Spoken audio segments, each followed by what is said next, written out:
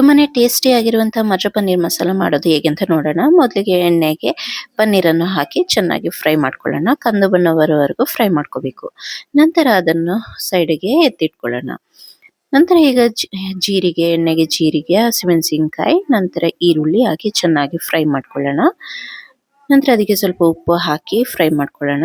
ನಂತರ ಅದಕ್ಕೆ 2 ಟೊಮ್ಯಾಟೊನ ಹಾಕಿ ಚೆನ್ನಾಗಿ ಬೇಯಿಸ್ಕೊಂಡು ನೋಡಿ ಈ ತರ ಬೇಯಿಸ್ಬೇಕು. ನಂತರ ಅದನ್ನ ಗ್ರೈಂಡ್ ಮಾಡಿ ಸೈಡಲ್ಲಿ ಎತ್ತಿಟ್ಕೊಳ್ಳೋಣ. ನಂತರ ಈಗ ಎಣ್ಣೆಗೆ ಪಲಾವ್ ಎಲೆ, ಚಕ್ಕೆ, ಲವಂಗ, ಏಲಕ್ಕಿ ಹಾಕಿ ಶುಂಠಿ ಬೆಳ್ಳುಳ್ಳಿ ಪೇಸ್ಟ್ ಹಾಗೂ ಮೆಣಸಿನ ಪುಡಿ, ಧನಿಯಾ ಪುಡಿ, ಅರಿಶಿನ ಹಾಕಿ ಚೆನ್ನಾಗಿ ಫ್ರೈ ಮಾಡಿ ರುಬ್ಬಿದ ಮಿಶ್ರಣವನ್ನು ಹಾಕಿ ಚೆನ್ನಾಗಿ ಬೇಯಿಸ್ಕೊಳ್ಳೋಣ. ನಂತರ ಅದಕ್ಕೆ ಈಗ ಮಟರನ್ನ ಹಾಕಿ, ನೀರನ್ನ ಹಾಕಿ, ಪನ್ನೀರನ್ನ ಹಾಕಿ ಚೆನ್ನಾಗಿ ಮಿಕ್ಸ್ ಮಾಡಿ ನಂತರ ನೋಡಿ ಈ ತರ ಬೆಂದಿದೆ. ನಂತರ ಅದಕ್ಕೆ ಕೊತ್ತಂಬರಿ ಸೊಪ್ಪು ಹಾಕಿ, ಗರಂ ಮಸಾಲ ಹಾಕಿ ಹಾಗೂ ಮೇಲಿಂದ ತುಪ್ಪನ ಹಾಕಿದ್ರೆ ಮನೆ ಟೇಸ್ಟಿ ಆಗಿರೋ ಮಟರ್ ಪನ್ನೀರ್ ಮಸಾಲ ರೆಡಿ.